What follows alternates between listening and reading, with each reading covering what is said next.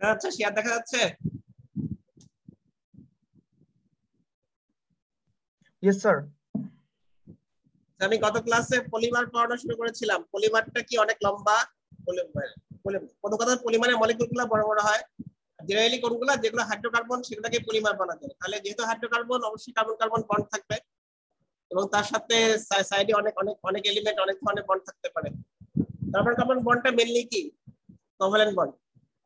এখন একটা মলিকুলের মধ্যে আসলে কোভ্যালেন্ট বন্ড থাকে, যখন অনেকগুলো মলিকুল চলে আসে দেখা যায় যে একটা মলিকুলের সাথে একটা মলিকুল যখন অ্যাড হয় তখন কিন্তু বন্ডটা কোভ্যালেন্ট বন্ড থাকে না, উইক বন্ড হয়ে যায়। যে কারণেই বলা হয়েছে যে পলিমারের মধ্যে কোন কোন জায়গায় ক্রিস্টালাইন, যেখানে বন্ডিং স্ট্রেংথ বন্ড অনেক স্ট্রং, সেগুলো হচ্ছে কোভ্যালেন্ট বন্ড, যেখানে সেখানে হয়তো ক্রিস্টালাইন, যেখানে উইক বন্ড সেখানে হচ্ছে অ্যামরফাস। যার জন্য যদি বলতে হয় পলিমারটা কেমন, বলতে হবে এটা হচ্ছে সেমি ক্রিস্টালাইন, কোন কোন অংশে ক্রিস্টাল আছে, কোন কোন অংশে ক্রিস্টাল নাই। আরেকটা কথা বলেছিলাম যে পলিমারের মলিকুলার ওয়েট অনেক বেশি, কারণ আসলে কি পলিমারটা লং চেন একটা ম্যাটেরিয়াল, মলিকুলার ওয়েট অনেক বেশি হবে। আবার চেইন বরাবর সব জায়গায় কিন্তু মলিকুলার ওয়েট এক হয় না, কোথাও কম কোথাও বেশি, যার জন্য পলিমারের মলিকুলার ওয়েট বলতে হলে এভারেজ বলতে হয়। এগুলো একটু গত ক্লাসে বলছিলাম। আরেকটা বলছিলাম যে পলিমার তো মার দিয়ে তৈরি, তো মারগুলো যদি একরকম হয় এটাকে বলবে হোমোপলিমার, মারগুলো যদি ভিন্ন ভিন্ন হয় এটাকে বলবে কোপলিমার। এগুলো মানে গত ক্লাসে বলছিলাম। কি সবাই কি করছিল নাকি ক্লাস বাসায় গিয়ে দেখছিল সবাই একটু? আমার কথা কি শোনা যাচ্ছে? Yes, sir. আজকে আমি মেকানিক্যাল প্রপার্টি, পলিমারের মেকানিক্যাল প্রপার্টি কেমন হবে সেগুলো একটু বলবো আর কি। তোমাদেরকে তো আমি বলছিলাম না stress strain curve tensile test করলে কি হয়, স্ট্রেস স্ট্রেইন কার্ভ পাওয়া যায়, কতটুকু ডিফর্মেশন হচ্ছে, কতটুকু লোড নিচ্ছে, সেটা যদি প্লট করা হয় একটা কি পাওয়া যাবে, লোড ডিফর্মেশন বা স্ট্রেস স্ট্রেইন কার্ভ। এই কার্ভটা তোমাদের সবার মনে আছে। পলিমারের ক্ষেত্রেও কিন্তু স্ট্রেস স্ট্রেইন কার্ভ দিয়ে তার বিহেভিয়ারটাকে শো করা যায়। মেটালে যেমন ম্যাটেরিয়ালে যেমন কি কি ছিল, ইল্ড স্ট্রেংথ ছিল, ইটিএস ছিল, তারপরে কি ফ্র্যাকচার স্ট্রেংথ ছিল, ইয়াক্স মডুলাস ছিল, পলিমারেরও কিন্তু সেরকম আছে। মানে স্ট্রেস স্ট্রেন কার্ভ দিয়ে কিন্তু পলিমারের ন্যাচারও বর্ণনা করা যায়। এখন পলিমারের কয়েকটা কার্ভ তোমাদের বইয়ে দেখানো হচ্ছে এরকম, এই ফিগার 15.1। এখানে তিন ধরনের পলিমারকে দেখানো হচ্ছে, এ বি আর সি। এখন এই তিনটা পলিমারে কেউ বলো দেখি যে এই পলিমারটা কেমন? Brittle. Stiff, brittle. Sir, brittle. ব্রিটেল। তাহলে এটা হচ্ছে ব্রিটেল পলিমারের মধ্যে যেগুলো ব্রিটেল, তাই বলে কিন্তু তোমার সিরামিকের মতো ব্রিটেল না। আমি পলিমারের কথা বলতেছি। পলিমারের মধ্যে আবার তিন ধরনের পলিমার দেখা যায় মেইনলি। প্রথমটা যেটা এ নাম্বার একদম খাড়া, এটা হচ্ছে ব্রিটেল পলিমার। তার মানে এটা কি, এটা কি ইলংগেশন থাকে একদম নাই, যেখানে ফ্র্যাকচার পয়েন্ট সেখানেই কিন্তু কি হিল স্ট্রেস, সেখানে কিন্তু আবার কি ইউটিএস। তবে এটা কোনো ইলংগেশন নাই, এটা কিন্তু অনেক বেশি ব্রিটেল। আচ্ছা, এরপরে মাঝখানে যেটা আছে সেটা কেমন পলিমার, নীল রঙেরটা? এটা আগেরটা থেকে বেশি ইলাস্টিক, কিছুটা বেশি ইলাস্টিক। তাহলে এটাকে বলছে তোমার প্লাস্টিক পলিমার। কিছুটা প্লাস্টিক ডিফর্মেশন কিন্তু এর হচ্ছে।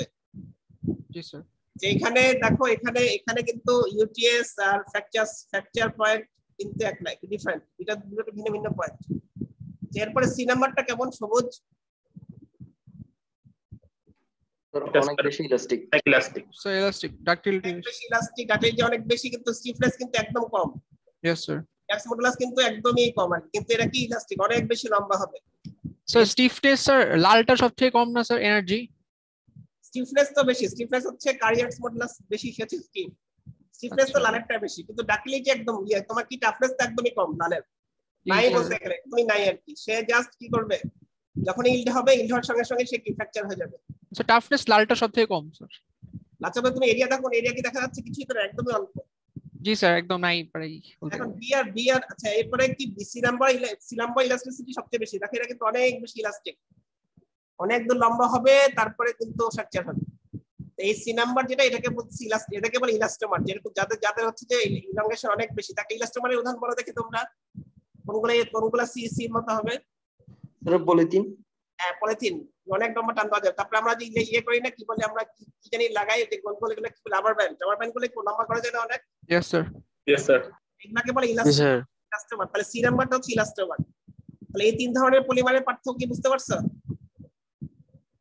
Yes, sir. এই ধরনের পলিমারের একটা উদাহরণ। এ নাম্বারে বড় দেখি কেউ কি বলতে পারবা, এ নাম্বার কোনগুলা, মানে পলিমারের মধ্যে কোনগুলো ব্রিটেল, তোমাদের কি কোনো আইডিয়া আছে কিনা? Plastic chair. এখানে দেখো অনেকগুলো পলিমারের উদাহরণ দেওয়া আছে, এগুলো তোমার নাম শুনছো কিনা দেখো তো। পলিথিলিন, পলিপ্রপিলিন, এগুলো কোন নাম শুনছো? এই যে পলিস্টাইরিন তারপরে নাইলন, এগুলা পলিস্টার, এগুলা কি নাম শোনা গেছে কখনো? পলিকার্বনেট, এগুলা কি শুনেছো কোনো সময়? Yes, sir. Yes, sir. কোনটার বেশি ব্যবহার এখানে বলো দেখি, আমরা এই মুহূর্তে কোনটা ব্যবহার Sir, করি? পলিথিলিন বেশি করা হয়। পলিথিন ব্যাগ গুলাতে ইউজ করি আমরা, তাই তো? Yes, sir. ব্যাগ ইউজ করি, সেটা হচ্ছে পলিথিলিন। তো পলিপ্রোপিলিন কোথায় বলতে পারবা? Sir, yeah. ওই যে আমরা যে বিভিন্ন ধরনের বালতি বানাই না, যে বালতি, sir. এগুলো সব পলিপ্রোপিলিন দিয়ে, বুঝতে পারছো? আচ্ছা, পিভিসি এর ক্ষেত্রে পলিভিনাইল ক্লোরাইড। হ্যাঁ, পলিভিনাইল হচ্ছে পিভিসি। তারপর নাইলন বলো দেখি কোনগুলো? নাইলন 66, নাইলন কোনগুলো? Nylon Sir, and dori. কাপড়ের দড়ি ক্ষেত্রে হয়। দড়ি, হ্যাঁ, যেগুলো দড়ি হিসাবে ব্যবহার করি সেগুলো হচ্ছে নাইলন। আচ্ছা, আর আমরা যে কাপড় পরি, যেগুলো সুতির কাপড় না, অন্য কাপড়, সেগুলো কি দিয়ে স্যার তৈরি? পলিয়েস্টার একটা আছে, পলিস্টাইরিন।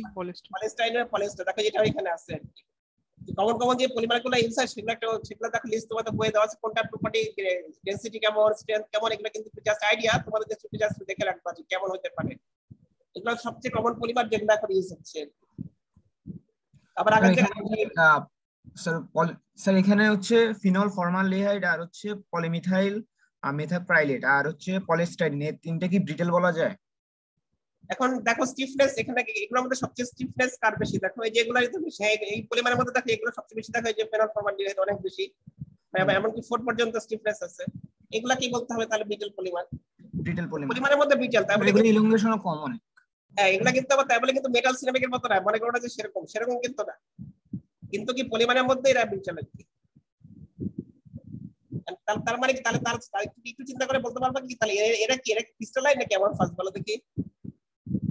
এদের মধ্যে কি বন্ড আছে? এদের মধ্যে ওই যে 4 রকম বলছিলাম না, লিনিয়ার, তারপরে ব্রাঞ্চ, এরপরে কি বলছিলাম? স্যার মিক্সড একটা বলছে। হ্যাঁ, নেটওয়ার্ক আর হচ্ছে কি নেটওয়ার্ক। হচ্ছে আরেকটা কি ছিল? স্যার এখানে ব্রাঞ্চ থাকবে। ব্রাঞ্চ আছে, ব্রাঞ্চ থাকবে। ক্রসলিংক ছিল একটা। হ্যাঁ, তাহলে ব্রাঞ্চ থাকলে কি ডেনসিটি বেশি না কম? ব্রাঞ্চ থাকলে কি স্ট্রং বেশি হয়? ডেনসিটি কম। ডেনসিটি কম। লিনিয়ারে ডেনসিটি অনেকগুলো বেশি। জায়গা ফাঁকা থাকে। লিনিয়ারে বেশি ডেনসিটি। হ্যাঁ, না সেগুলো ঠিক আছে, কিন্তু তোমার যেগুলো ক্রসলিংক আর যেগুলো নেটওয়ার্ক, সেগুলো কি স্ট্রং বেশি না? জি হ্যাঁ, স্যার, জি, নেটওয়ার্ক স্যার। বেশি। নেটওয়ার্কে সবচেয়ে বেশি স্যার। হ্যাঁ, নেটওয়ার্ক তাহলে সবথেকে বেশি, তারপর ক্রসলিংক, তারপর লিনিয়ার, তারপর হ্যাঁ, ব্রাঞ্চ। হ্যাঁ, তাহলে যেগুলো তোমার বিটার, সেগুলো জেনারেলি তাহলে চিন্তা করতে হবে যে হয় ক্রসলিংক হবে না নেটওয়ার্ক হবে, নাহলে তো স্ট্রং হতেই পারবে না। ঠিক আছে, তাহলে এই 3 রকম পলিমার, এটা কি ক্লিয়ার? এই 3 ধরনের কি নেচার কি ক্লিয়ার সবার কাছে? Yes, sir. এরপরে দেখো কিছু কম্পারিজন দেওয়া আছে, যেমন আরেকটা কোন টাইপ স্যার? বলো, বুঝি নাই। জি, ইলাস্টোমেরিক, এটা বুঝতে পারিনি। ইলাস্টোমেরিক হচ্ছে যে অনেক বেশি লম্বা, ইলাস্টোমেরিক অনেক বেশি আর কি, টান দিলে অনেক লম্বা হবে, কিন্তু আবার আগের জায়গায় চলে যাবে। আচ্ছা আচ্ছা, এখানে মানে এখানে বলো দেখি, এখানে ইল পয়েন্ট কোনটা বলতে পারবা এই সি নাম্বারের জন্য? ইল পয়েন্ট স্যার 4 এর ওখানে। 4 এর ওখানে ওটা। এখানে ইল পয়েন্ট 4 এর নাকি 7 এর এখানে কোন জায়গায়? না স্যার 7 হবে না।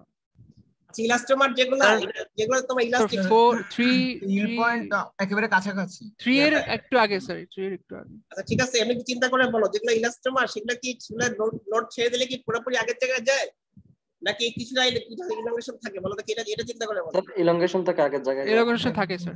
অনেক ডাক যদি পুরোপুরি আগের জায়গায় যায় তাহলে কি ইল পয়েন্ট, তো তাহলে তো ইল পয়েন্টের ভিতরেই থাকে। আর যার যদি কি হয়, যদি একটুখানি ডিফরমেশন থাকে তাহলে ইল পয়েন্ট ক্রস করে যায়, এটা তো বুঝতে পারছো নাকি? Yes sir. এটার উপর ডিপেন্ড করেই তোমার ইল পয়েন্ট হবে। তো এখানে কাপটা মনে হচ্ছে কি ইল পয়েন্ট হতে এখানে কোথাও হবে, তাহলে 4-5 এরকম হতে পারে আর কি। তাহলে কি তাহলে ছেড়ে দিলে কি হবে? কিছুটা ইলাংগেশন তার মধ্যে থাকবে। মেইন কথা হচ্ছে ইলাস্টোমার কোনগুলো যেগুলো লম্বা, টান দিলে অনেক বেশি লম্বা হবে ছেড়ার আগে, সেগুলো হচ্ছে ইলাস্টোমার, ইলাংগেশন অনেক বেশি। টাফনেস, আচ্ছা বলো দেখি টাফনেস কার বেশি, বি এর না সি এর? স্যার বি এর সবচেয়ে বেশি। দেখো যে যদি লাইন টানো এখান থেকে এইটুকু, তাহলে পুরো এরিয়াটা এটা হচ্ছে টাফনেস। আর সি এর জন্য দেখো অল্প একটু, তার মানে কেমন সেই তিনটার মধ্যে যদিও এটা ইয়ে বেশি, কি বলে ইলাংগেশন বেশি, কিন্তু টাফনেস কিন্তু বি এর বেশি। আচ্ছা এরপরে দেখো স্যার এ বি এর মধ্যে তো বি এরও টাফনেস বেশি না এনার্জি অ্যাবজর্পশন হিসেবে। দেখো এ তো নাই, এ তো লম্বা কাম, এটার আন্ডারে এই যে একদম কম না, অল্প একটু। যেগুলো বিটেল সেগুলো তো টাফনেস কমই থাকে। সিরামিক বলছি না, সিরামিক অনেক বেশি স্টিফ, কিন্তু সিরামিকের কি টাফনেস অনেক কম। জি স্যার। আচ্ছা এরপরে দেখো তোমাদের বইয়ে কিছু কম্পারিজন দিচ্ছে, যেমন বলছে যে যেগুলো তোমার পলিমার সেগুলো মডুলাস কত হতে পারে 7 মেগাপাস্কেল থেকে 4 গিগাপাস্কেল হতে পারে। কিন্তু যেগুলো মেটাল দেখো মেটালের বলছে কত 48 থেকে 400 গিগা, তার মানে কি মেটালের অনেক বেশি স্টিফ, তার পলিমার কিন্তু অনেক কম, স্টিফনেস কিন্তু অনেক কম। যেগুলো সবচেয়ে ব্রিটেল পলিমার সেগুলোর ক্ষেত্রে সেগুলোর রিঅ্যাক্স মডুলাস দেখো কত মাত্র 4, আর নরমাল মেটাল যেগুলো সেগুলো কত দেখো 400, 48 থেকে 400, তার মানে বুঝতেই পারছো যে মেটাল অনেক বেশি স্টিফ পলিমার থেকে। আবার দেখো স্ট্রেংথের ভ্যালু দেওয়া আছে যে পলিমারের স্ট্রেংথ দেখো কত 1000 এর বেশি হয় না, 100 এর বেশি হয় না স্ট্রেংথ, মেটালের স্ট্রেংথ কত হয় দেখো 4100। তোমরা বুঝতেই পারছো যে পলিমার কোথায় আর মেটাল সিরামিক এগুলো কোথায়। সো এটা স্যার গিগা প্যাসকেল না স্যার, গিগা আর মেগা? স্ট্রেংথ হচ্ছে তুমি একটু লিখাই আছে দেখো, স্ট্রেংথ হচ্ছে মেগা, মানে পলিমারের স্ট্রেংথ হবে পলিমারের স্ট্রেংথ কিন্তু 100 মেগার বেশি যায় না, সেখানে মেটালের দেখো মোটামুটি মেটালের কমন মেটালের স্ট্রেংথ হচ্ছে 4100, অনেক বেশি। আবার পলিমারের স্টিফনেস দেখো সবচেয়ে বেশি যেগুলো স্টিফ পলিমার যেগুলো ব্রিটেল সেগুলো হচ্ছে 4 গিগা জিপিএ, কিন্তু মেটালের ক্ষেত্রে কত বলছে দেখো 410 জিপিএ, 48 থেকে 410, তার মানে মেটাল অনেক বেশি স্টিফ পলিমার থেকে। আচ্ছা আমি দেখো যেগুলো কার্ভ যেগুলো বলতেছি সেগুলো কিন্তু পড়বা না, যেমন এটা তোমার আপাতত 16.2, এটা কি বলতেছে এটা একটু বলে দেখি কি বলতেছে এখানে, এই পলিমারটার নেচার কেমন বলো দেখি, এটা কোন ধরনের পলিমার, এটা কি ব্রিটেল ইলাস্টোমার নাকি plastic? Sir plastic plastic. Plastic plastic এটা বলছে এটা 8 পরেও এরা কি হচ্ছে অনেকটা ইনোভেশন হচ্ছে এবং তারপরে লাস্টে যেখানে টিএস সেখানে গিয়ে ফ্র্যাকচার হচ্ছে। যেগুলো হচ্ছে তোমার প্লাস্টিক পলিমার সেগুলো নেচার এরকম হবে আর কি, এখানে 8 পয়েন্ট আর কি বলে ফ্র্যাকচার স্ট্রেংথ দুটো ভিন্ন ভিন্ন পয়েন্ট হবে। সি নাম্বারের ফ্র্যাকচার তোমার তাহলে সি নাম্বারের ক্ষেত্রে কি হচ্ছে ইট হয়তো একটু আগে, কিন্তু কি ফ্র্যাকচার আর ইটিএস একই, মানে ম্যাক্সিমাম গিয়ে সেটা হচ্ছে ফ্র্যাকচার হচ্ছে, এরপর কিন্তু ইনোভেশন হচ্ছে না, তারপর এই পয়েন্টে ফ্র্যাকচার হয়ে যাচ্ছে। সেই টেবিলটা তো একটু বললাম এখানে জাস্ট একটু আইডিয়া করার জন্য যে তোমাদের কোন পলিমারের প্রপার্টি কেমন একটু আইডিয়া নিয়ে নিবে আর কি। আচ্ছা মুখস্থ করতে হবে না, কিন্তু একটু জেনে রাখবা যে কোনটা স্টিফ বেশি কোনটা স্টিফ কম, একটু আইডিয়া রাখা ভালো আর কি। আচ্ছা এরপরে বলতেছে পলিমারের ক্ষেত্রে একটা কথা বলি যে পলিমারের ক্ষেত্রে তুমি যদি 3টা ফ্যাক্টর আছে যে 3টা খুব বেশি প্রপার্টি এফেক্ট করে, একটাকে বলছে টেম্পারেচার, তুমি যদি টেম্পারেচার কম বেশি করো মেটালেরও কিন্তু চেঞ্জ হয়, কিন্তু পলিমারের কি খুব বেশি চেঞ্জ হয়ে যায়, টেম্পারেচার একটু কম বেশি করলে পলিমারের প্রপার্টি অনেক বেশি চেঞ্জ হয়। তেমনি কি আমি বলছিলাম টেম্পারেচার কমাইলে কি হয় বলো দেখি, ম্যাটেরিয়াল যে স্টিফনেস কমে না বাড়ে জেনারেলি? স্যার কমে যাবে, স্টিফনেস কমে যাবে না কমে যাবে অনেক, স্টিফনেস কমবে না বাড়বে টেম্পারেচার কমাইলে? স্যার স্যার বাড়বে কমবে স্যার কমে যাবে। টেম্পারেচার কমালে টেম্পারেচার কমালে একটু ব্রিটল ট্রানজিশন হয় না তো স্টিফনেস বাড়বে পলিমারের ক্ষেত্রে ট্রানজিশন হয়ে যাবে তো হয়ে তো যাবে, তার মানে কি জেনারেলি ম্যাটেরিয়ালের ক্ষেত্রে পদ্ধতি টেম্পারেচার কমালে স্টিফনেস বাড়ে, পলিমারের ক্ষেত্রে কিন্তু পলিমারের ক্ষেত্রে এফেক্টটা অনেক বেশি, একটুখানি টেম্পারেচার কম বেশি করলে স্টিফনেস অনেক বেশি কম বেশি হয়ে যায়। আরেকটা কথা বলতেছে তুমি যখন লোড দিবা, মানে যখন লোড দেওয়া হবে লোড রেটের উপর ডিপেন্ড করবে, তুমি যদি হাই রেটে লোড দাও তাহলে কি দেখা যাবে যে পলিমারের প্রপার্টি অনেক বেশি চেঞ্জ হবে মেটাল বা সিরামিক থেকে। আবার তুমি কোথায় দিচ্ছ, তোমার যেখানে তুমি অ্যাপ্লিকেশনে দিচ্ছ সেখানে তোমার কি মানে তোমার এনভায়রনমেন্ট কেমন সেটার উপর ডিপেন্ড করবে, এখানে কোনো ওয়াটার আছে কিনা অক্সিজেন আছে কিনা দেখো অর্গানিক সলভেন্ট আছে কিনা, এগুলো থাকলেও কিন্তু পলিমারের প্রপার্টি অনেক বেশি চেঞ্জ হয়ে যায়। যেটা বলতে যাচ্ছে যে অন্যান্য যে ম্যাটেরিয়ালের টাইপগুলো আছে সিরামিক মেটাল কম্পোজিট তার থেকে পলিমারের ক্ষেত্রে এফেক্টিভ বেশি, এগুলো টেম্পারেচার একটুখানি কমাইলেই এখান থেকে পলিমারের প্রপার্টি অনেক বেশি চেঞ্জ হয়ে যায়। এখানে একটা কার্ভ দেখো দেখানো হয়েছে, এই কার্ভটা হচ্ছে তোমার স্ট্রেস স্ট্রেইন কার্ভ পলিমারের জন্য, একই পলিমার দেখো টেম্পারেচার কমালে কি হচ্ছে টেম্পারেচার বাড়ালে কি হচ্ছে। দেখো পলিমারটা কি হচ্ছে দেখো যখন 4 ডিগ্রি টেম্পারেচার যখন দেখছে কি দেখা অনেক বেশি ব্রিটেল, তখন একই পলিমার টেম্পারেচার বাড়াচ্ছ কি হচ্ছে বলো দেখি, একই পলিমার কি হয়ে যাচ্ছে অনেক বেশি ডাক্তাইল হয়ে যাচ্ছে। অনেক বেশি ডাক্তার সে দেখো এক সময় যখন টেম্পারেচার তোমার 4 ডিগ্রি তখন সে ব্রিটেল, যখন টেম্পারেচার বাড়াচ্ছ দেখো 60 ডিগ্রি 60 করবে তখন কি হবে সে দেখো অনেক বেশি এলংগেট করতে পারে।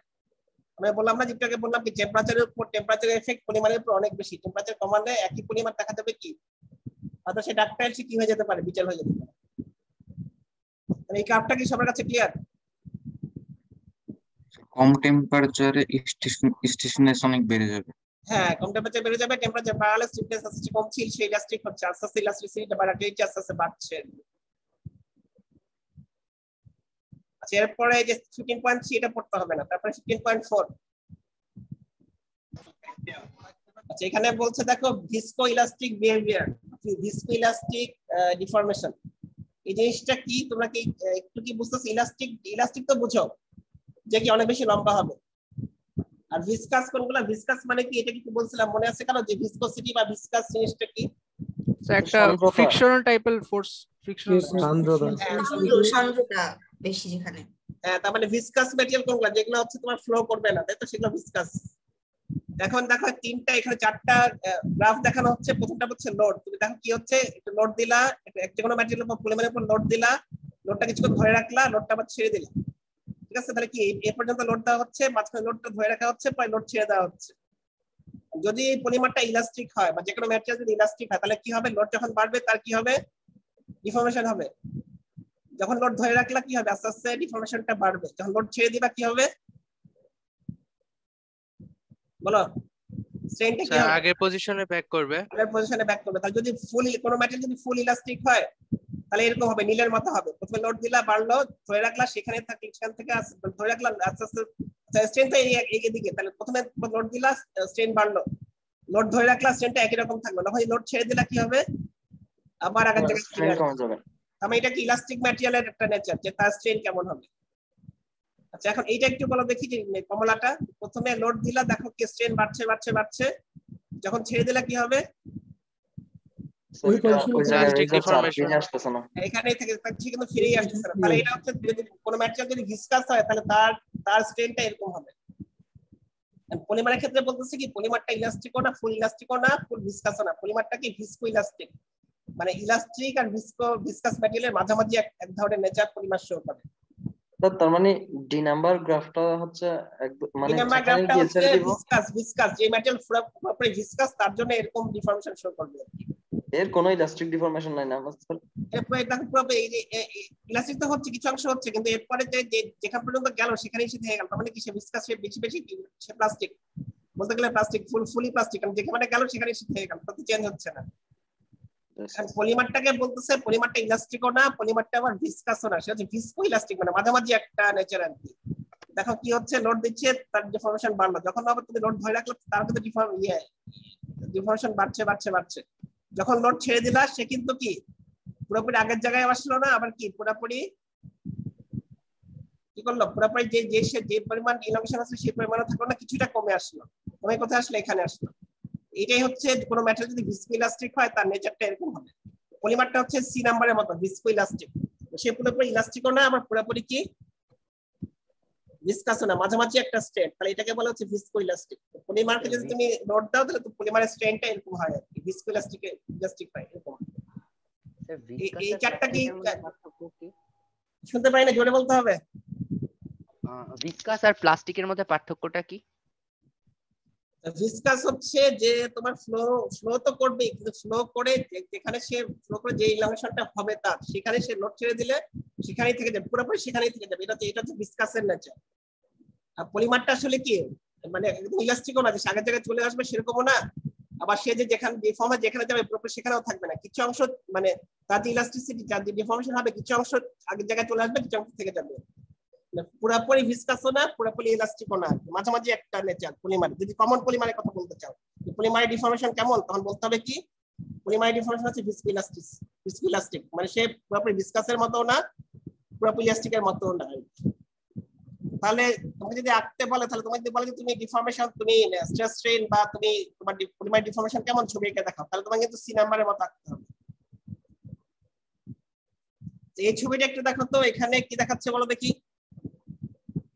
তুমি লোড দিচ্ছ, একটা মনে করো পলিমার আছে, ইনিশিয়ালি ক্রস সেকশন দেখো কেমন, তুমি যতক্ষণ পর্যন্ত কোথায় গিয়ে নেকিং শুরু হয় বলো দেখি, মনে আছে? জি স্যার, ওই বরাবর ইউটিএস এর পরে নেকিং শুরু হয়েছে। দেখো এখানে দেখো পলিমার ইউটিএস এখানে, এখান থেকে কিন্তু নেকিং শুরু হচ্ছে, দেখো যে নেকিং শুরু হচ্ছে, আস্তে আস্তে নেকিং হচ্ছে, যত তুমি ইলাস্টিকেশন হচ্ছে নেকিংটা বেশি হচ্ছে, যখন একদম কি হয়েছে প্রসেসন এরিয়া একদম কমে গেছে, সেখানে গিয়ে লোড দিতে পারে না, এখানে ফ্র্যাকচার হয়ে গেছে। স্যার পলিমারে কি তাহলে ওই ইউটিএস আর ইল্ড পয়েন্ট প্রায় একই? এখন এখানে বেশিরভাগ পলিমারের ক্ষেত্রে, সব পলিমারের ক্ষেত্রে এখন এখানে তো ইল্ড পয়েন্ট কোথায় হবে, হাতে এখানে কিছু একটা হবে। আর তুমি যদি এখানে কি বলা যাচ্ছে, এখানে কি খুব সহজে কি বলা যাচ্ছে যাচ্ছে না, তাহলে এখানে কি করতে হবে, যে 0.2% দিয়ে একটা প্রুফ স্ট্রেস বের করতে হবে। যদি যদি কোনো এক্স্যাক্টলি কোনো কি নাম ইল পয়েন্ট না থাকে তখন কি করতে হয়, এটা আমি বলছিলাম না যে 0.2% একটা অফসেট, তাহলে প্রুফ স্ট্রেস বের করতে হবে। এটা হয়তো একদম ম্যাক্সিমাম পয়েন্ট হবে না, এখানে কোথাও হবে, কাছাকাছি কোথাও হবে, কিন্তু একটু কাছাকাছি হয়। দেখো মোটামুটি বলতে গেলে যে ইল্ড আর ইউটিএস হয়তো কাছাকাছি হতে পারে, কিন্তু একদম এক্স্যাক্টলি 1 পয়েন্ট।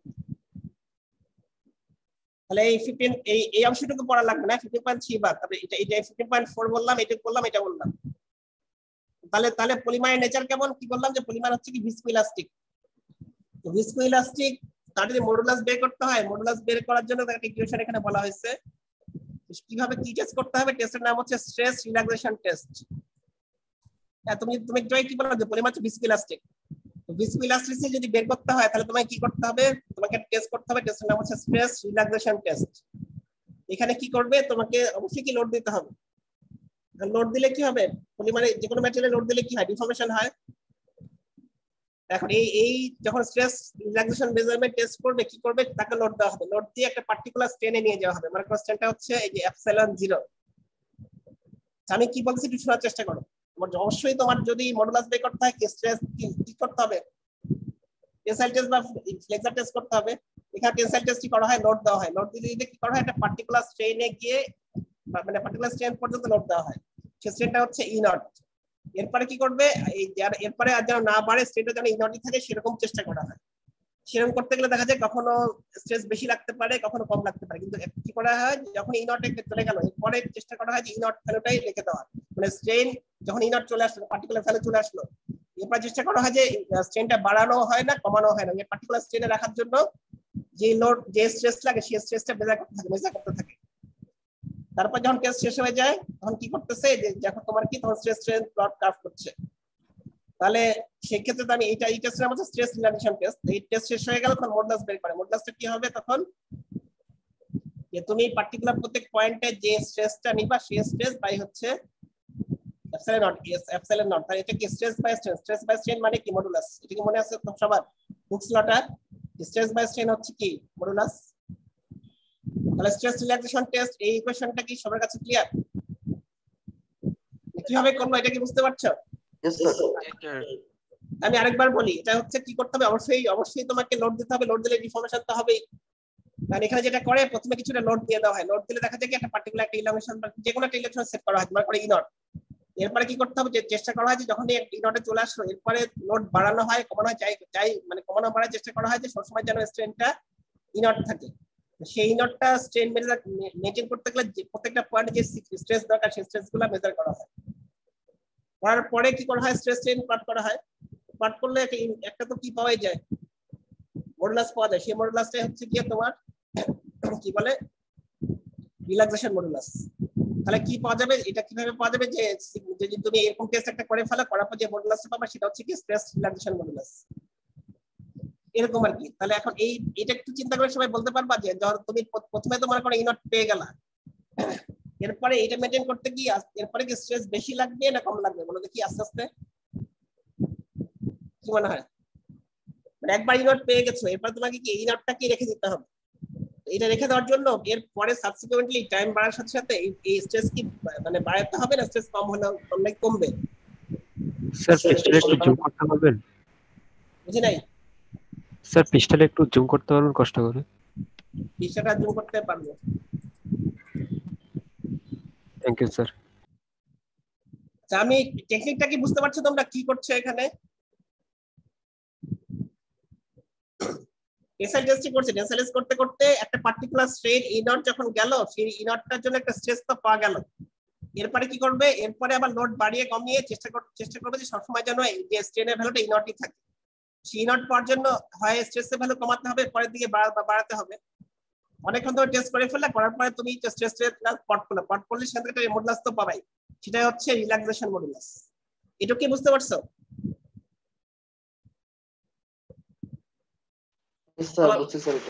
বুঝছো? তাহলে এবারে একটু বলো যে তুমি প্রথমে যখন একবার E0 পেয়ে গেলা, তারপরে E0টা মেইনটেইন করতে গেলে পরে কি স্ট্রেস বেশি লাগবে না কম লাগবে? কম লাগবে। কমই লাগবে। স্যার এটা কি বুঝায় যে ওই ইল পয়েন্টের মধ্যে কম আমার লাগবে। ইলটাকে এটা হচ্ছে তোমার একবারে একটা পার্টিকুলার স্ট্রেন তো পেয়ে গেছে একবার, এরপরে যে স্যার কম লাগবে নাকি? এরপরে সেই স্ট্রেসটাই তোমাকে মেইনটেইন করতে হবে, স্ট্রেস যেন না বাড়বেও না কমবেও না। সেটা করার জন্য হয় তোমার স্ট্রেস পরে সাবসিকুয়েন্টলি পরের সময় বাড়ার সাথে স্ট্রেস হয় তোমার স্ট্রেস কম লাগবে বা স্ট্রেস কম লাগবে।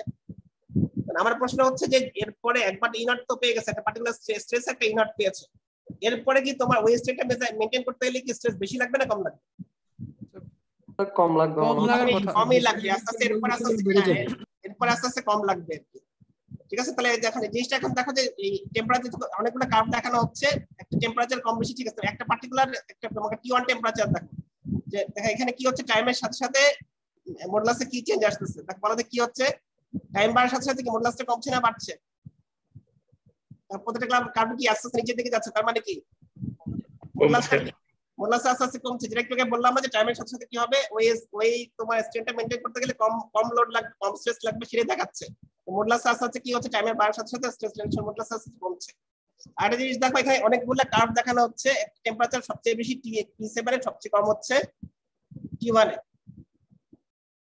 কি বলতেছে সবচেয়ে বেশি হচ্ছে T7, সবচেয়ে বেশি টেম্পারেচার বেশি হচ্ছে T7, সবচেয়ে টেম্পারেচার কম হচ্ছে T1। তাহলে এখান থেকে কি বোঝা যাচ্ছে টেম্পারেচার বাড়লে কি মডুলাস বাড়ছে না কমছে? কমছে। নিচেরটা টেম্পারেচার সবচেয়ে বেশি দেখো যে T7 সবচেয়ে বেশি, यस सर, সবচেয়ে কম হচ্ছে T1। এবার বলো টেম্পারেচার বাড়ার সাথে সাথে তাহলে ওই মডুলাস কমতেছে। একই জিনিস বললাম না, এটাকে বললাম না যে টেম্পারেচার বাড়লে স্টিফনেস কি হয়, কমে। এখানেও তাই হচ্ছে। আরেকটা জিনিস হচ্ছে কি রিল্যাক্সেশন মডুলাসটা টাইমের সাথে সাথে আস্তে আস্তে কমে যাচ্ছে। তাহলে এখান থেকে আমি কতটুকু বললাম, এই যে ইকুয়েশনটা বললাম আর তারপরে গ্রাফটা দেখালাম। এরপরে যদি কিছু আছে এগুলো তোমার যদি বুঝতে চাও বুঝতে পারো, এরপরে কিন্তু এগুলা মানে আমার আপাতত দরকার নাই, 50.7 এগুলো পড়তে হবে না, এগুলো পড়তে হবে না, এগুলো পড়তে হবে না। স্যার এখানে যে অনেক রকম আছে, চার্টস আছে, সব ইনফরমেশন কি আমাদের মুখস্থ করতে হবে? না মুখস্থ করতে হবে না, আমি তো বললামই তোমার এই যে আমি কোনটা পড়াই নাই, 15.3 পড়াই নাই, এটা বাদ। এরপর এগুলা কিন্তু বলতেছি 15.4 এগুলা 15.5 এগুলা কিন্তু বলছি। এরপরে যে ফিক্স ক্লাসে 15.1 ইকুয়েশন এটা বললাম, আর ফিগার 15.6 এইটুকু বললাম। এরপরে কিন্তু আর বলতেছি না। এই 15.6 এর পরে যেগুলো আছে 15.7 এগুলা কিন্তু পড়া দরকার নেই, 15.7 15.8 এগুলা পড়বা না। এরপরে আবার দেখো ক্রিপটা কি তোমার মনে আছে? ক্রিপ কি জিনিস আর কি মনে আছে? ক্রিপটা কি মনে করতে পারো কেউ? টেম্পারেচার বৃদ্ধি করে, মানে তোমার লোডটা যদি একই লোডটা অবশ্যই কি ইল্ডের থেকে কম, কম একটা লোড যদি অনেকক্ষণ ধরে দেওয়া হয় তাহলে দেখা যায় কি জেনারেলি চিন্তা করলে কি সেখানে ডিফরমেশন তো হওয়ার কথা না, যেহেতু ইল্ডের থেকে কম। কিন্তু যদি এরকম একটা পার্টিকুলার একটা স্ট্রেস অনেক দিন ধরে দেওয়া হয়, মনে করেন 1 বছর 2 বছর ধরে দেওয়া হয়, তাহলে দেখা যায় কিন্তু সেখানে কিছু না কিছু ডিফরমেশন হয়। সেটাই হচ্ছে ক্রিপ।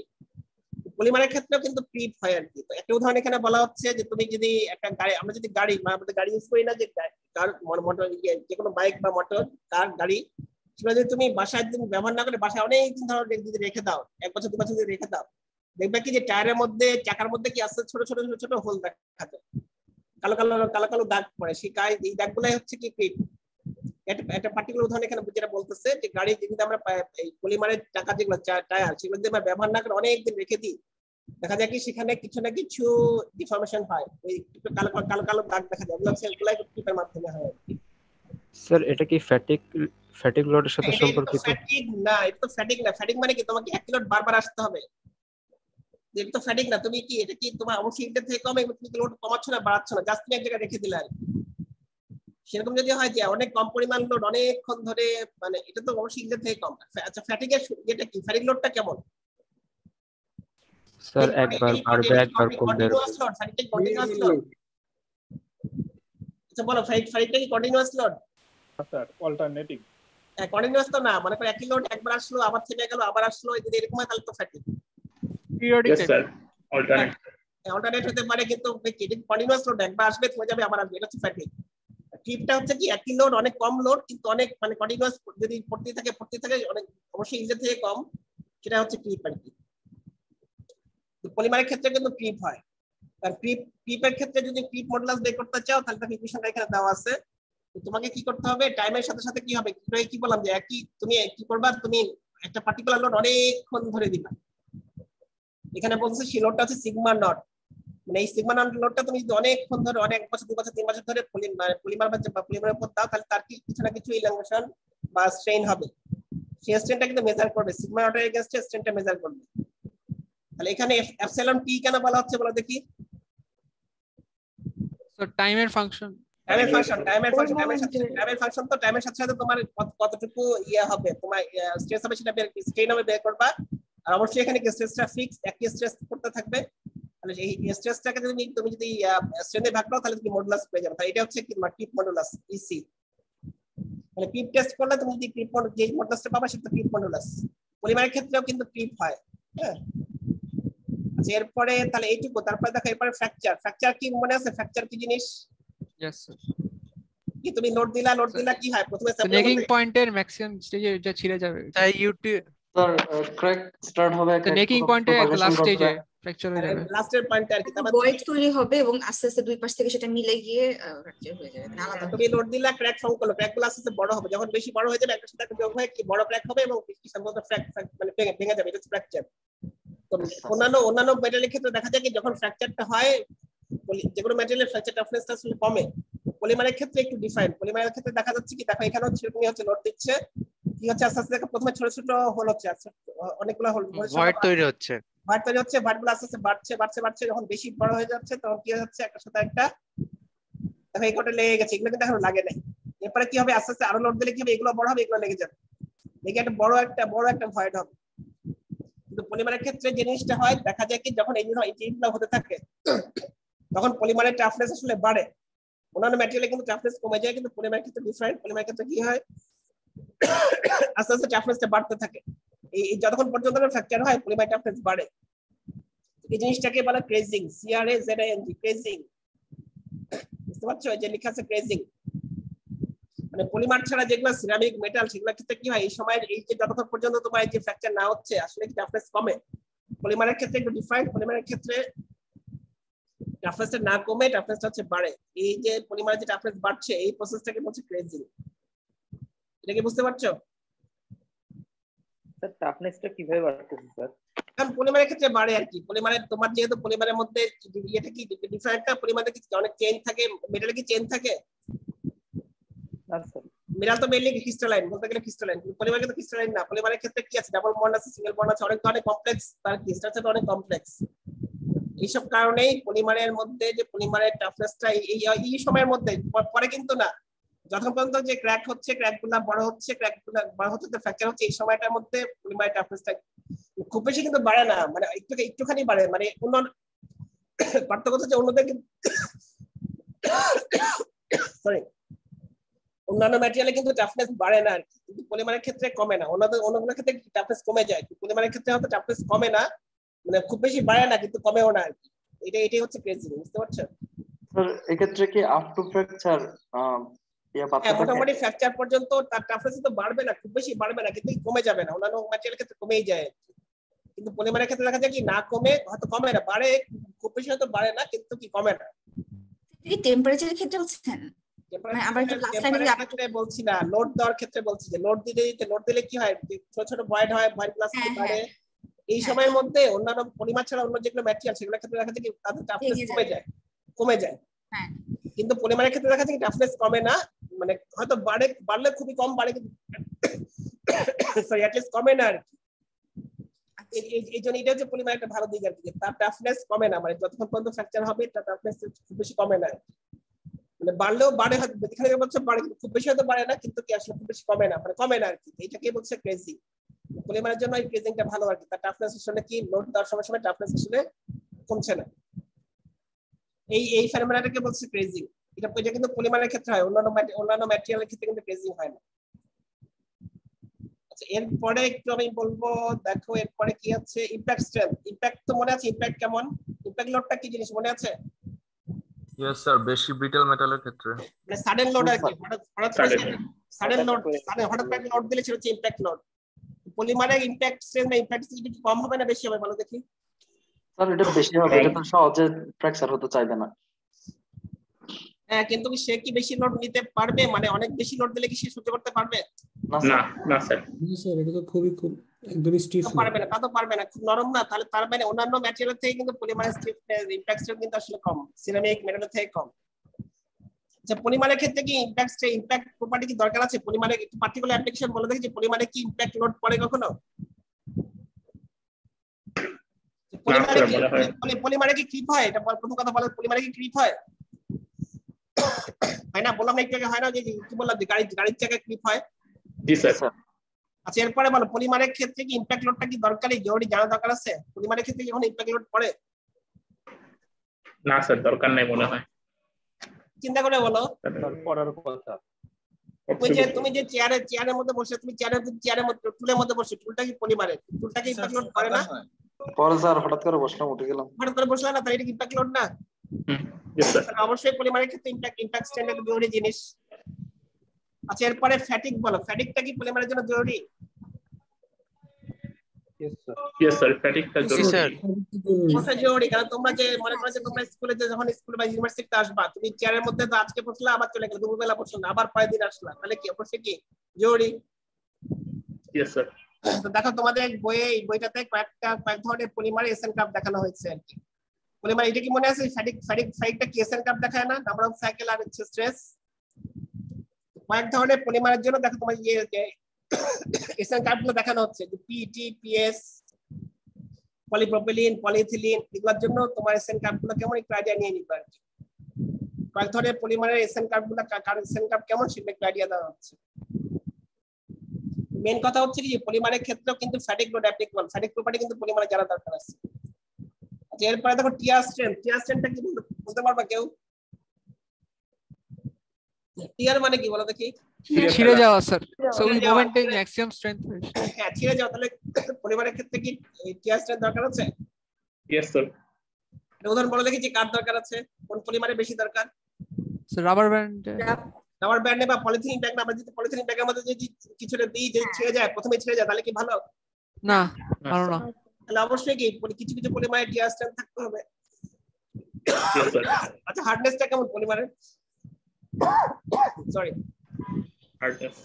পলিমারের হার্ডনেস কি বেশি না কম অন্যান্য ম্যাটেরিয়াল থেকে? অনেক কম। অনেক কম, সবথেকে কম হয় স্যার। সবচেয়ে কম, কারণ পলিমার তো সবচেয়ে নরম। জি স্যার। আচ্ছা তাহলে এইটুকু আমি বললাম। এরপরে দেখো এই যে এটা কিন্তু আর পড়বা না, 15.7 পড়ার দরকার নাই, পরে চলে যাচ্ছি। এই 15.8 আসলাম। কিছু যে ফ্যাক্টর আছে যেগুলোর উপর পলিমারের প্রপার্টি ডিপেন্ড করবে। একটা হচ্ছে মলিকুলার ওয়েট, যে পলিমারের মলিকুলার ওয়েট যদি বেশি হয় তাহলে দেখা যায় কি পলিমারের স্ট্রেংথ বাড়ে।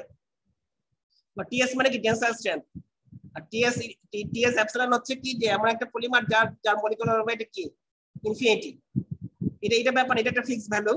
তারপরে মাইনাস হচ্ছে এ হচ্ছে কনস্ট্যান্ট বাই এমএনটা কি বলো দেখি?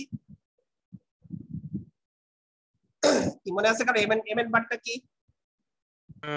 Number of molecular weight. Number average molecular weight মানে জি sir, number average molecular weight. তাহলে এখানে মলিকুলার ওয়েট যদি বাড়ে তাহলে কি টিএস বাড়বে না কমবে বলো দেখি? স্যার বাড়বে, কারণ কি নেগেটিভ নেগেটিভলি কমে যাবে।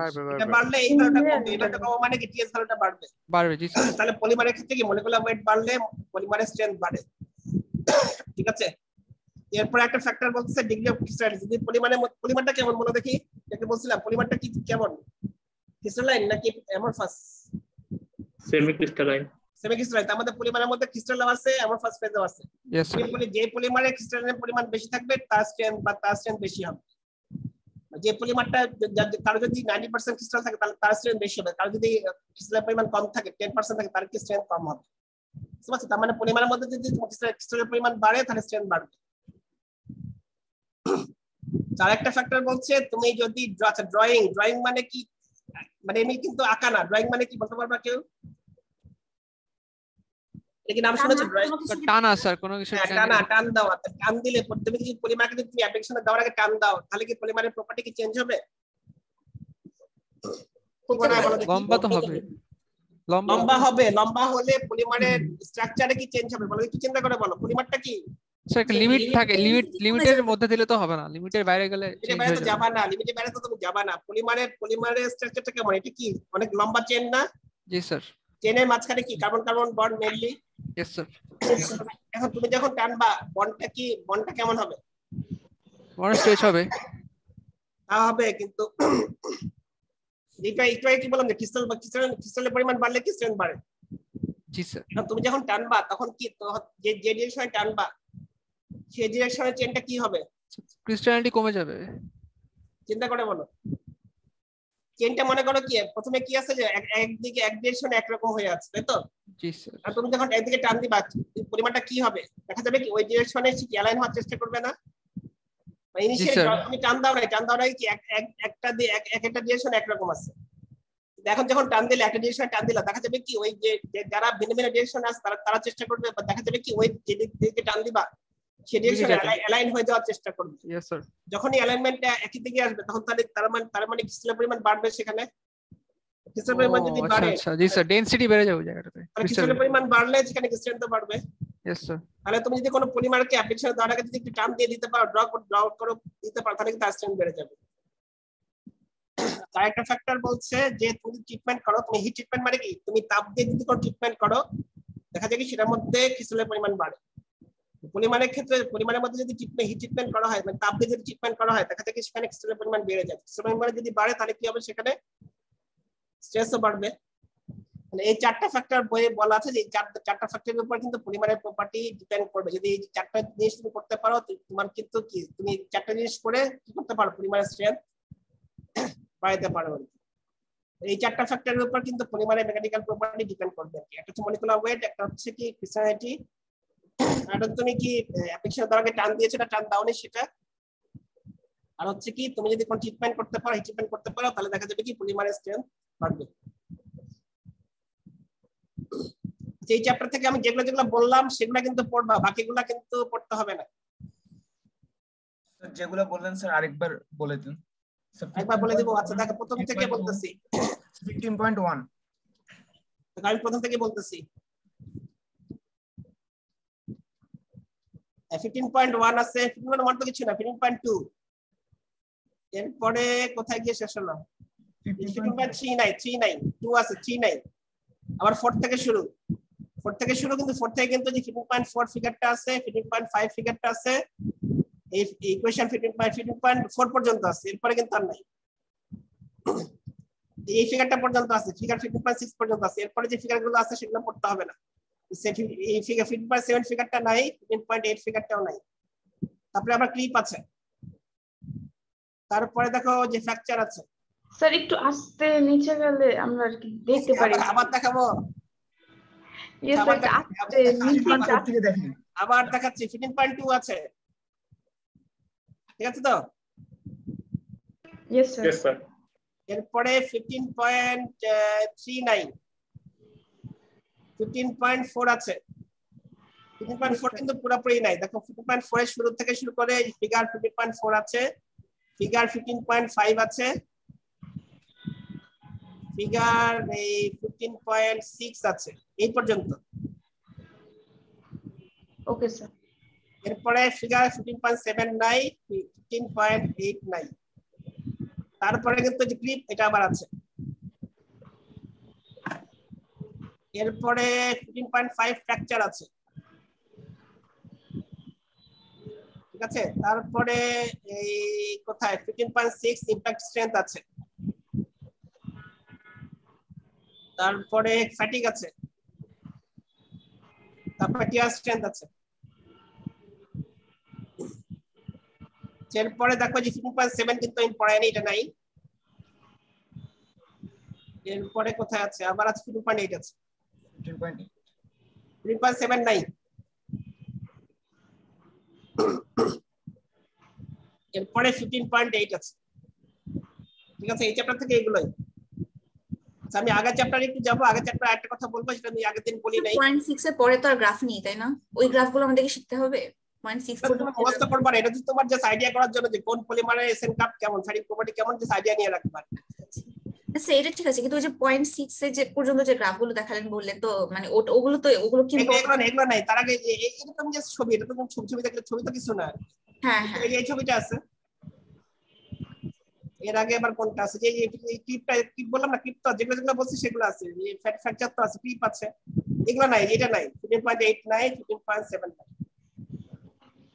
তার আগের গুলো কিন্তু আবার আছে, যে 15.6 কিন্তু আছে। আচ্ছা আমি আগের চ্যাপ্টারে একটা কথা বলবো, সেটা আগের চ্যাপ্টারে একটু যাই।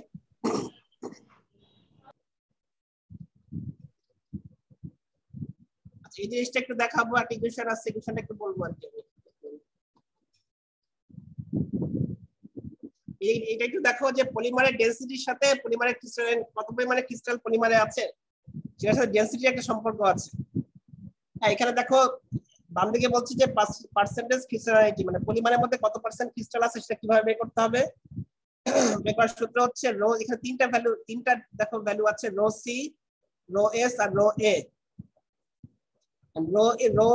রো এটা কি, যদি কোনো পলিমার যদি পুরোপুরি অ্যামরফাস হয়, যদি কোনো ক্রিস্টাল না থাকে সেটা ডেনসিটি হচ্ছে রো এ, ঠিক আছে।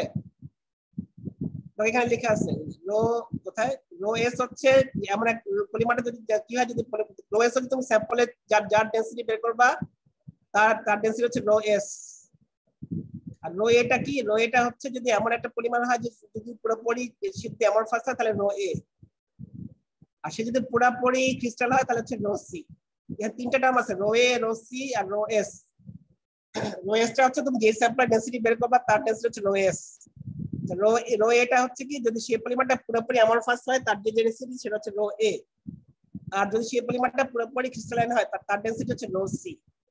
এই রো সি আর রো এ যদি তুমি জানো বা যদি রো এস জানো, এই তিনটা ভ্যালু জানো, তাহলে তুমি কি বের করতে পারবা, সেই পরিমাণের মধ্যে কত পরিমাণে ক্রিস্টাল আছে তুমি বের করতে পারবা। এই বিষয়টা কি সবার কাছে ক্লিয়ার?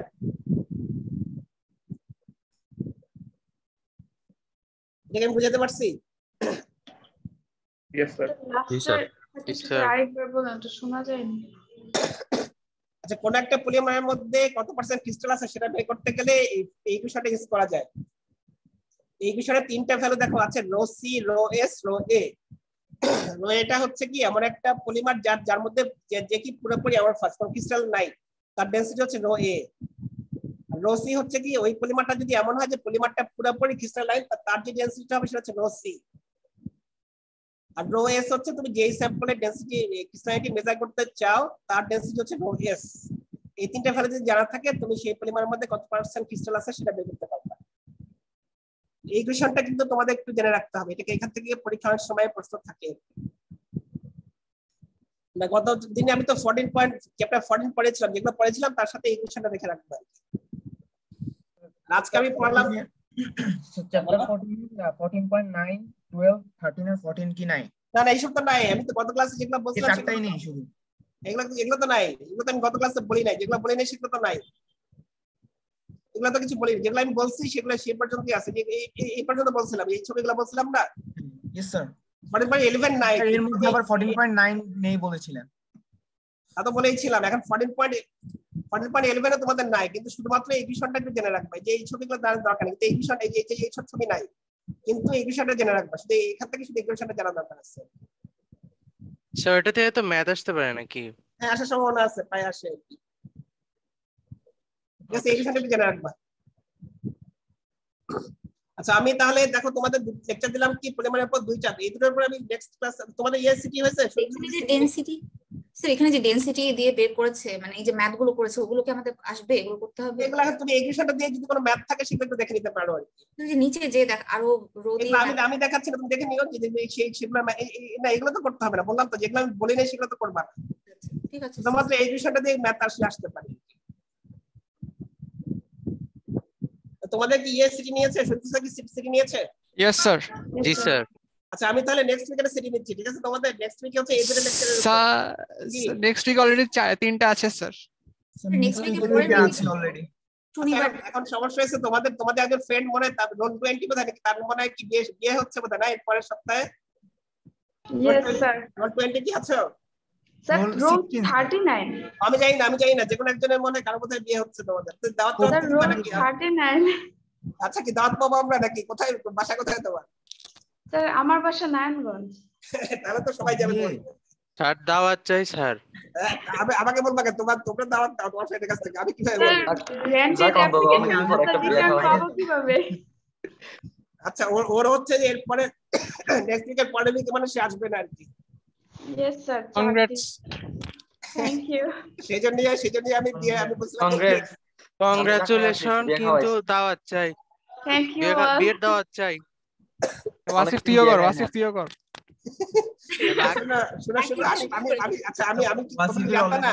তোমরা কি জানতা না? আমি বলে ফেললাম, ভুল করলাম নাকি আমি? স্যার আমি জানতাম না স্যার, আমাকে কল করে বলেছিল যে এরকম বিয়ের একটা, এখন আমি মনে করেছি যে স্যার ওর ফ্যামিলিতে কারোর বিয়ে, এখন শুনি ওর নিজেরই বিয়ে। আচ্ছা তাহলে ওই সপ্তাহে কিন্তু সিটি নেওয়া যাচ্ছে না, ও থাকবে না। এই জন্য আমি বললাম যে নেক্সট উইকে নেব কিনা আর কি। টিচার হয়ে যায় স্যার আমাদের, মানে তিনটা তাহলে আমরা সিটি পোস্টপোন করব, নাহলে করব না স্যার, বলেন এটা। তাহলে সিরিজে পয়েন্ট নিয়ে স্যার, তাহলে সিটি পরে ঠিক আছে, তোমাদের দেরি হয়ে যাবে, লাস্ট উইকে কিন্তু তোমাদের জমে যাবে, তখন কিন্তু তাহলে কিন্তু সমস্যা হচ্ছে, তোমাদের পরের দিকে বেড়ে যাবে সিটি, ঠিক আছে? আমার তো সমস্যা নেই। হাই আচ্ছা ঠিক আছে। তাহলে হচ্ছে এর পরের সপ্তাহে হবে না, পরের সপ্তাহে, তারপরের সপ্তাহে সিটি হবে, ঠিক আছে? Okay sir okay sir. সিটিটা কি স্যার পলিমারের উপরে হবে? হ্যাঁ, শুধু পলিমারের উপর, শুধুমাত্র পলিমারের উপরে। স্যার তার মানে আপনার কত নাম্বার স্যার 49 15 স্যার। একটু বলে দেন স্যার। না তাহলে আমি এরপরে নিলাম আরেকটা, আমি এরপরের দিন আমি পলিমার পড়াবো, তাহলে 3টা লেকচার হবে আর কি পলিমারের। ওকে স্যার, তিনটা লেকচার তো। চ্যাপ্টার 49 15 এর উপর। হ্যাঁ আমি যে পলিমারে যেটি পড়াবো সেটার উপর সিটি হবে। আচ্ছা ঠিক আছে স্যার। তাহলে তোমাদের শুনো তোমাদের এখন কি সপ্তাহ? 7th week. এখন কত সপ্তাহ হচ্ছে তোমাদের? এটা কি 7th উইক চলছে, 7th উইক চলছে। তাহলে আমি 10th উইকে নিব, ঠিক আছে? আমারটা ফিক্স করে রাখো, আমি তাহলে 10th উইকে নিব তোমাদের। Sir 13 March. এখন 10th স্যার আমাদের 16 এ যে পড়াবেন ওইটা কি ইনক্লুডেড থাকবে সিটিতে? থাকবে। আমি পলিমারের উপর যেটা পড়াবো, লাস্ট তিনটা, আজকেরটা, গতকালটা আর নেক্সট যেটা পড়াবো, নেক্সট ক্লাস যেটা পড়াবো সেটার উপর 3টা ক্লাস নিব, তো পলিমারের 3টার উপরে হবে। Okay sir. স্যার ক্লাসে 3টা স্লাইড পড়লে হবে না? মানে স্লাইড গুলো একটু যদি বলে দিতেন স্যার। স্লাইড গুলো তো আমি তো এবার তো আমি বই থেকে পড়াচ্ছি, আমি তো স্লাইড দিচ্ছি না, বই আমি যেগুলো পড়াচ্ছি না সেগুলোর পরে হবে। আচ্ছা ঠিক আছে স্যার, তার মানে চ্যাপ্টার 14 15 16 তাই তো? হ্যাঁ এগুলো হবে আর কি। আর তাহলে উইক 10th উইক হবে, তুমি আমারটা ফিক্স করে রাখো আর কি। তাহলে এখন 7th উইক চলে গেল, তো 10th উইকের বুধবারে নিব আর কি। আচ্ছা ঠিক আছে স্যার। 10th উইকে নিব, 10th উইকের বুধবারে। স্যার অ্যাপ্লিকেশনটা তো স্যার আমি কিভাবে পাবো যে গ্র্যান্ট? অ্যাপ্লিকেশনটা তুমি এভাবে করলে হবে না, তুমি একটা অ্যাপ্লিকেশন লিখবা হাতে, লেখার পরে তুমি যদি ঢাকার বাইরে থাকো তাহলে আসতে পারবে না, তোমাকে যেটা করতে হবে তোমার অ্যাডভাইজারকে, ফাহমিদা গুলশান ম্যাডাম। তাহলে তুমি অ্যাপ্লিকেশন লিখবা, তুমি এটা তোমার সাইন দিবা, সাইন দিয়ে তুমি স্ক্যান করবা, স্ক্যান করে ম্যাডামের কাছে পাঠাবে। Okay sir. এরপরে ম্যাডাম কি করবে, ম্যাডামের সাইন দিবে, ডিজিটাল সাইন দিলেও হবে, ম্যাডাম ডিজিটাল সাইন দিয়ে তোমাকে পাঠাবে, তুমি তখন সব টিচারদের কাছে দিয়ে দিবা। Okay sir. তোমাকে যারা ক্লাস নিচ্ছে সবার কাছে, আমার কাছে দিলে কিন্তু শুধু হবে না, তুমি যারা ক্লাস নিচ্ছে সবাইকে তোমার দিতে হবে। জি sir, thank you sir. Mail করে ফরওয়ার্ড করে দেওয়া যেতে পারে, এটাই বলতেছি, এটাই তো বললাম, সেটাই করবা। তুমি ডিজিটাল সাইন দিয়ে ম্যামের কাছে পাঠাবা, ম্যাম তোমাকে ডিজিটাল সাইন দিয়ে তোমার কাছে পাঠাবে, তুমি তখন সেটা আবার আমার কাছে পাঠাবা, আমি তোমাকে আমার সাইন দিব, হেড সাইন দিবে, তারপরে তুমি সবার কাছে সব টিচারের কাছে দিয়ে দিবা। Okay sir. স্যার এটা কি আমার মেইল, নরমাল মেইল থেকে পাঠাবো না বুয়েটের যে